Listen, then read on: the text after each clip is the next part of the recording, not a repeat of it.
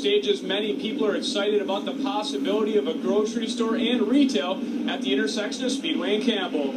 In the proposal, developers are looking to construct a 20-story building complex that could have a grocery store, offices, retail shops, and a condominium style of residential units. The location would be on more than 2 acres where the Palm Shadows apartments currently are located. Some people living in the area are excited about one part of the proposed project. The grocery store probably would be big, just being that really closest grocery stores are Safeway and Fry's, which are, if you have a car, it's not too bad, but I mean, for kids to walk or ride their bikes, it's still a mile plus, which doesn't sound like a lot, but it's kind of rough when you're a college kid on campus. Exciting, because we don't have anything, nor do people that live in the neighborhood, students and others, have parking or a grocery that they can walk to.